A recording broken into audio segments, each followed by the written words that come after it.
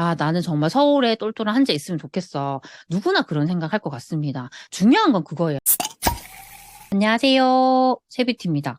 아, 요즘에 제가 많이 드는 생각이 있습니다. 그게 뭐냐면, 집을 파는 분들이 점점 많더라고요. 그런데 이게 파는 게 이제 나쁘다고 볼 수 없는데, 이 팔기만 팔고 다른 곳을 사놓지 않았을 때 저는 이게 정말 실패할 수 있다고 생각을 합니다.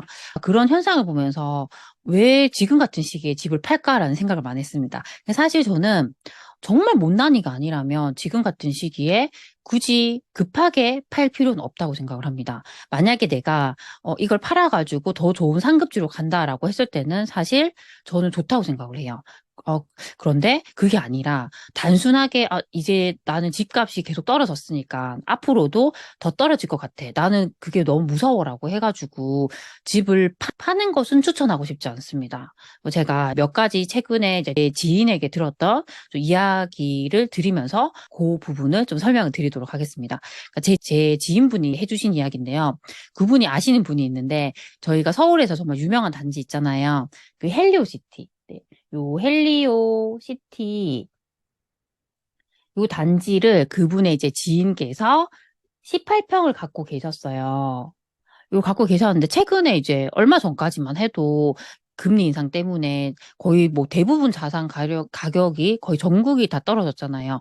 계속 가격이 빠지다 보니까 불안하셨던 거예요. 그래서 여기서 가격이 더 빠지면 어떡하지? 막 불안하시니까 이걸 파셨어요. 이걸 파셨는데 이게 얼마까지 요 아파트가 가격이 떨어졌냐면 18평 기준으로 9억까지 떨어졌어요. 9억까지. 근데 이게 9억에서 그 이하로 계속 떨어졌느냐? 그게 아닙니다. 이분이 팔았거든요. 근데 지금 요게 최근에 이제 11억까지 올랐습니다. 11억까지. 그래서 이제 이분이 너무너무 후회를 한다고 하시더라고요. 그러니까 이게 굳이 이걸 팔아서 뭐 평수가 크거나 아니면 입지가 더 좋은 곳에 가시거나 뭔가 액션을 취했다고 하면 후회를 하지 않을 텐데 이분은 이걸 팔고 아무것도 하지 않으신 거예요. 그러다 보니까 이게 가격이 계속 이제 올라가는 거 보고 너무 속상해 하신다라는 얘기를 들었습니다. 그리고 두 번째 사례, 또 이제 제 지인의 사례인데요.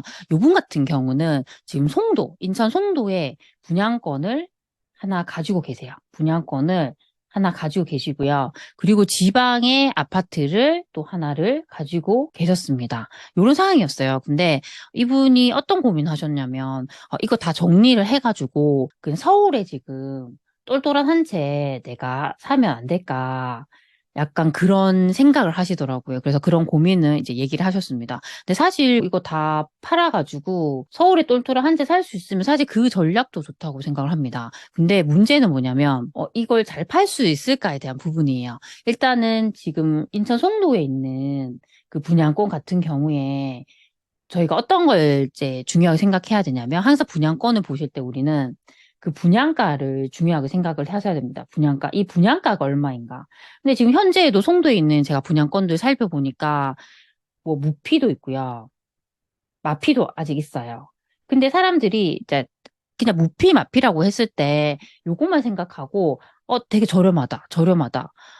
너무 저렴한데 이렇게 생각을 하시거든요. 근데 우리가 절대 그렇게 생각하시면 안 돼요. 왜냐하면 요즘에 최근에 분양했던 애들을 보면 분양가가 그 주변에 있는 기축 아파트보다 훨씬 높아요. 만약에 지금 주변에 있는 기축이 막 7억 정도인데 최근에 분양했던 애들은 33평 기준으로 뭐 8억이 넘는 애들도 있는 거예요. 그러면 여기서 마피를 해봤자 주변 기축보다 더 비싼 경우도 많습니다. 그래서 우리가 일단 마피, 무피에 속으면 안 된다. 그렇게 좀 말씀을 드리고 싶고요. 이게 최근에 좀 고분양가로 분양했던 애들이 있다 보니까 피가 그렇게 많이 붙지 못하는 상황입니다. 근데 약간 메리트는 있었어요. 뭐냐면 대형 평형이었어요. 대형 평형. 최근에 보면 거의 뭐 30평대, 9평이라고 하잖아요. 그런 아파트를 많이 분양을 했습니다. 그러다 보니까 이런 중대형, 대형 같은 애들은 희소성이 있어요. 근데 이분이 이제 청약에 당첨이 돼서 요 분양권을 갖게 되신 거예요. 근데 요게 대형이었어요. 저는 사실 좀 희소성이 있다고 생각을 했습니다. 만약에 이분이 원하시는 대로 이것들을 다 팔아가지고 딱 시드를 딱 모아서 지금 바로 서울에 똘똘한 거 살 수 있다 했을 때는 저는 할 수 있다고 생각을 해요. 근데 지금 분위기가 그게 아니에요. 지금 송도에도 보면 정말 똘똘한 뭐 기축 아파트 괜찮은 애들은 가격이 계속 반등하고 있거든요. 근데 그 외에 뭐 분양권 같은 애들, 조금 분양가가 비쌌던 애들 같은 경우는 아직까지 분위기가 좋지 않습니다. 그래서 일단 1차적으로 이걸 잘 팔 수 있을까에 대한 부분이에요.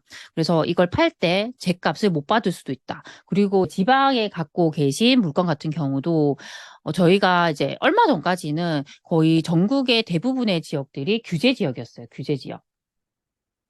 그러다 보니까 우리가 뭐 특히 투자하는 입장에서 살 수 있는 곳들이 이제 비규제 지역이었는데요. 이 비규제 지역이 거의 대부분이 중소도시였어요. 중소도시. 그러다 보니까 투자 수요가 그런 쪽으로 많이 몰렸었습니다. 왜냐하면 가장 큰 이유가 규제 지역에서 우리가 2주택이 돼버리면 취득세 중과 8%예요. 8%. 이게 너무 부담이 되잖아요. 근데 비규제 지역은 우리가 2주택까지는 취득세 중과가 없습니다. 그러다 보니까 더 수요가 많이 몰렸습니다. 근데 그런 이제 중소도시 중에서도 저는 정말 입지가 괜찮고 여기가 상위 30% 안에 들고 정말 좋은 곳이라 하면 저는 괜찮다고 생각을 했습니다. 그렇게 해서 이분도 투자를 하셨는데 지금 문제는 뭐냐면 지금 전국에서 이렇게 반등을 하고 있긴 하잖아요. 근데 지금 서울이랑 수도권만 핫해요, 지금. 핫한 곳이. 그 수도권 중에서도 서울로 이동할 수 있는 거리가 되게 짧은 곳들, 이런 것들은 더 핫하고요. 아직 수도권에서도 외곽인 곳들은 그렇지 못한 상황입니다.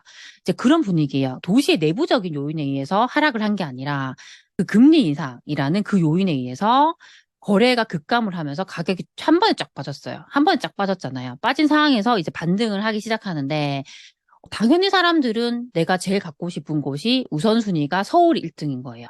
그 다음이 서울로 빨리 갈 수 있는 수도권이 2등인 거죠. 그러니까 지금 관심이 여기 있으니까 얘들부터 움직이고 있는 거예요. 그러다 보니까 상대적으로 지금 지방은 흐름이 그렇게 좋지 못해요. 그 지방 안에서도 정말 특별한 곳, 희소성이 있는 곳, 이런 곳들은 움직이고 있지만 대부분 지방은 지금 서울 수도권 대비해서는 흐름이 좋지 않습니다. 그러다 보니까 특히나 그 중에서도 지방의 소도시에 갖고 계시니까 예전보다 가격이 더 빠져 있는 거예요. 그래서 지금 판다고 해도 예전 샀던 가격보다 거의 1억 가까이 더 빠지는 상황이라고 하셨습니다. 그래도 나는 지금 이걸 팔아가지고 서울에 똘똘한 걸 사겠어라고 하면 할 수는 있지만 사실 이분이 이걸 팔기까지는 너무 힘든 저는 과정이 있다고 생각합니다. 그리고 분명히 이제 손해를 많이 보실 것 같아요.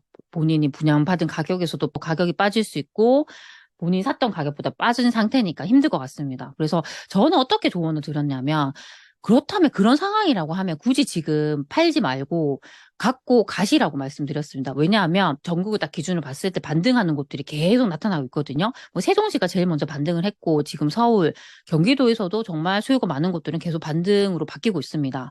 그러면 이 흐름이 여기에 국한되느냐? 그게 절대 아니에요. 이게 전국으로 계속 뻗쳐나갈 거거든요. 그러니까 지방은 시간이 걸리지만 결국에는 그렇게 갈 겁니다.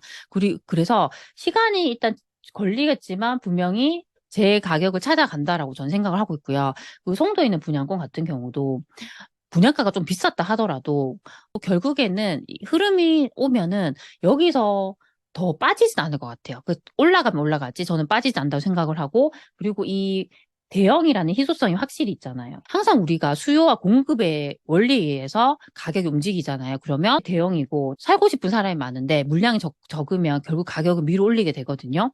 그래서 더 가져가는 게 더 낫지 않느냐라는 말씀 드렸습니다. 지금 걔는 그런 말에 흔들려가지고 이걸 손해보고 팔기보다는 결국에는 가격은 더 계속 움직여 줄 거기 때문에 그때를 기다렸다가 조금 더 이제 가격이 오르면 그때 이걸 정리를 하고 더 좋은 곳에 집을 사두면 좋지 않겠느냐는 말씀을 드렸습니다. 네, 이분뿐만 아니라 좀 이런 걸로 고민하는 분들이 되게 많았어요. 세 번째 사례가 있어요. 그분도 제가 요즘에 오프라인 특강 다니면서 현장에서 저한테 질문하셨던 분인데 이분이 수도권에 집을 2채를 갖고 계셨어요.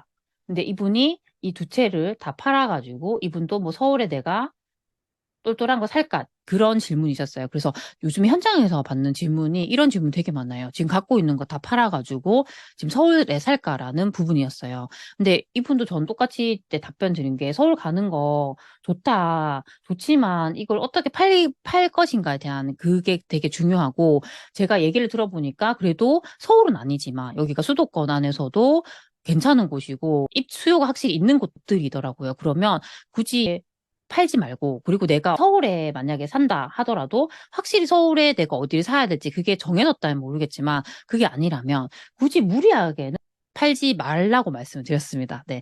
그래서 우리가 항상 상급지로 가고 싶고 더 좋은 곳을 가고 싶고, 아, 나는 정말 서울에 똘똘한 한 채 있으면 좋겠어. 누구나 그런 생각할 것 같습니다. 중요한 건 그거예요. 나의 지금 현재 상황을 잘 파악하셔야 됩니다. 내 현재 상황이 그렇게 할 수 있으면 하면 되는데, 그게 아니라 했을 때는 저는 무리하게 지금 집을 팔아가지고 돈을 마련해서 산다. 그건 잘 생각을 해보셔야 된다고 생각을 합니다. 그래서 오늘은 제 지인분의 좀 이야기를 들으면서 지금 당장 집을 파는 게 맞는지에 대한 제 생각을 좀 말씀을 드렸습니다. 제가 말씀드린 것들이 저희 소치님들에게 조금이라도 도움이 되셨으면 좋겠습니다.